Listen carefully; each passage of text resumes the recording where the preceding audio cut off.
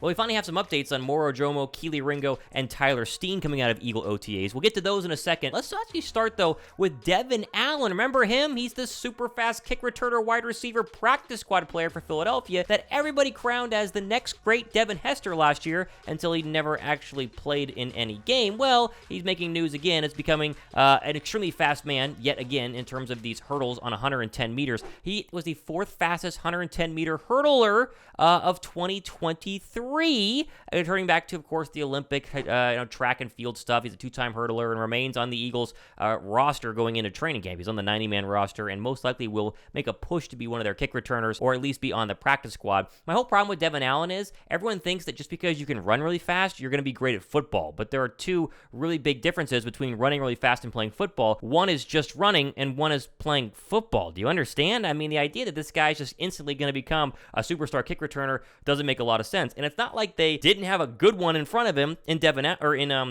Britton Covey, who was playing okay during the regular season where they could have swapped out Devon Allen to test him at punt returner. I think the whole idea with Devon Allen is that they tried him out desperately during training camp to become the next punt returner and kick returner. He couldn't either hold on to the football or he couldn't figure it out, and they had to go with Covey because he was a lot more safe in terms of making sure he didn't fumble the football. Allen remains fast, but will he actually make the roster? You guys decide. Let me know down below in the comments section. All right, over here to updates on the rookies that were drafted after the first round, most notably Tyler Steen, Moro Ojomo, and Keele Ringo. First off, there's a really great article here by AL.com mentioning that Lane Johnson is super impressed with Tyler Steen. I mean, we've heard that there are rumors that people like what they've seen, but after OTAs, the latest update today is really, really good. Listen to this. Quote, "I found all these guys extremely talented, extremely durable. It's really the reason they've been so successful. They get great players and usually transitions extremely well to the league."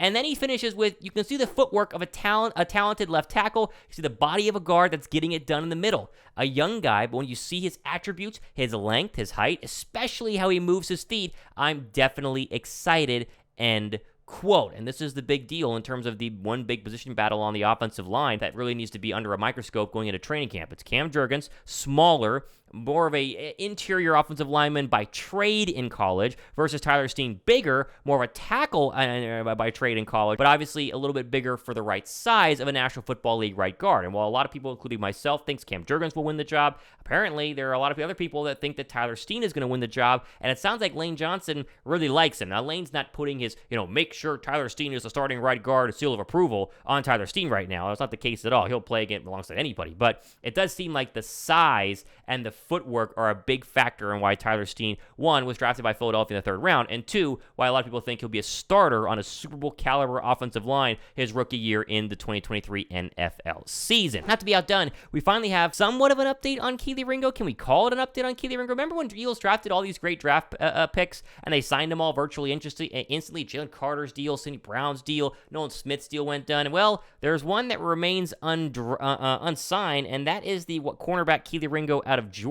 It's really strange that it's taking this long to go ahead and sign him. And the Eagles today on SI.com has a good write-up here explaining that it's a little weird, but there is still time on when this could potentially happen here. Quote, "We're getting too deep in the weed of salary capology. Rookie contracts basically became a slotted figure. Since then, holdouts have gone the way of the kickoff. Well, almost anyway. Kickoff still exists in a very watered-down form, especially now, after the league decided to allow kick returners to fair catch a ball no matter where it is kicked on the field. Training camp holdouts have been practically non-existent, though pass rusher standout Joey Bosa, a third-round pick in 2016 of the Chargers, was one famous hiccup." Now, he gets into this idea of what's going on with Philadelphia, and the fact that Keele Ringo being unsigned is a little strange. Quote, "Fourth-round draft pick Keele Ringo remains unsigned with less than a month to go until camp opens on July 25th. Obviously, there's plenty of time to work out a deal, and certainly one will come along at some point, but the fact Ringo is still unsigned, hasn't come to terms, is curious." And that's going to be the real focus here. Curious. Why is it taking so long? And they actually talk about the idea that it could be a guaranteed money sort of thing, or it could be just simply a, tighter salary cap regulations on the drafted players, meaning that Ringo's agent is not thinking he's getting the fair enough deal. But it's not like he's getting mega money. It's not a first-round draft pick, right? He's a later-round draft pick, and it is still slotted based on where you are taken on the averages of what you're going to be. Could it be an injury holdout where he wants to get a little injury clause mixed in there? I'm not sure. But the fact that we get one little update here, not really giving us anything, makes me wonder if there's something kind of underneath the surface that Philadelphia's trying to work out to get him signed. Now, he was at OTAs, he was at rookie minicamp, he's not going to not be at training camp, but you do want that deal to be done before training camp. That way there isn't any issues, there's no real drama with getting him in the building, and he can actually start day one, because even though you're not expecting him to be a contributor day one, you still want him in there day one. That way he can learn as quickly as possible. Heaven forbid he needs to play more than we expect him here during the 2023 season. Other update is really a non-update. I'm confused on this one. Remember Moro Ojomo, the defensive tackle out of Texas, who people were saying, is the next great steal of the NFL draft, and he's absolutely fantastic, and, second round draft grade. Just researching him a little bit more today, people were saying he could be going second round or going the third round. He's going to be fantastic. And then we heard all this hype before minicamp. Then we heard nothing. We have heard no report, no video, nothing, no tweet on Moro Ojomo in Eagles training camp, in Eagles OTAs and Eagles mandatory minicamp. There's nothing, literally nothing. And when you Google Moro Ojomo and click news, there's nothing here. This is a month old, 2 weeks old, but it's more of just a profile on him, being, a pass rusher. There's no update. When you look up Moro Ojomo news, there's no news on Moro Ojomo. Did he look good at OTAs? Did anyone see him at minicamp? I have no idea. Where is Moro Ojomo? Now, he's there. He's working. But again, the emphasis of today's show is to point out that just because Devon is fast, just because Keele Ringo is big, and just because Moro Ojomo is, a second round or third round draft grade, doesn't guarantee they're going to instantly pop. Ojomo is going to have a very limited snap count this year, if any. Right? He's drafted so darn late. The expectation is basically redshirt, learn as quickly as possible, and maybe contribute in 2024 if you are ever going to contribute. So while there is no news, and that to me is a little bit strange that no one wanted to, take a picture of the guy or get him practicing. I mean, you can see him in the background of some practices, but, emphasize that he looks good or looks bad is curious to me, and maybe we need to pump the brakes a little bit more here on Moro Ojomo. Final story of the day has to do with Carson Wentz hunting, which I never thought I'd be talking about here on the Thomas Mott Show, but here we go. Here's Carson Wentz's picture. He obviously was bow hunting, and he got a giant black bear, which is cool, except for the fact that everyone on social media, especially his Instagram comment section, absolutely hated this because a lot of people are against hunting, which I find very interesting, right? So you see this, and the people who are, pro-hunter or have been in the outdoors like myself, I have no problem with hunting at all. I understand that in terms of population control, especially from white-tailed deer that has no real natural hunters or no real natural enemies in the wild, minus the occasional, wildcat or cougar, and then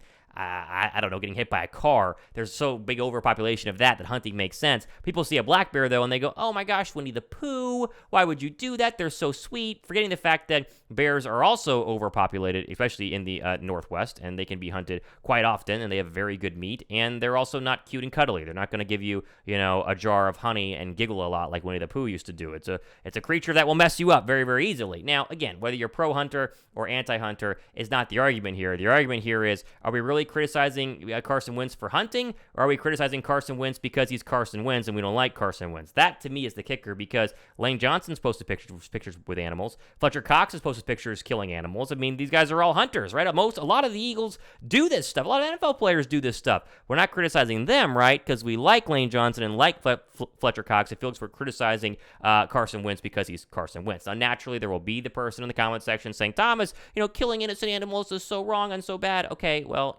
maybe you're vegan, but even veganism kills animals because of all the stuff that you have to do in order to keep a crop alive. A lot of rabbits will die, a lot of bugs will die. Where does your line kind of be drawn there? But the idea that we're upset because he killed a bear is, to me, pretty stupid, because we're more upset that it's Carson Wentz, and we like to criticize Carson Wentz because we think Carson Wentz did the Eagles wrong, which may or may not be true. I mean, I was always pro-Carson Wentz, and then I was anti-Carson Wentz, just like you were. I don't hate the guy. I don't wish the guy ill will. I hope he gets back to the league and plays for some other team like he did in 2017. I just don't think he can. And there were still the underlying comments of, was he, jealous of Nick Foles? Was he a bad teammate? I don't know that sort of thing. But it does seem like we criticize him a lot more than we would other people. And the fact that we're going after him for killing a bear, like he, just shot Winnie the Pooh, maybe it's just the fact that it's the offseason and we have nothing else better to talk about. So curious where you guys go in the comment section on that one, but wanted to say that this has been an actual story on Twitter that's gotten a lot more drama than really it should have the entire time.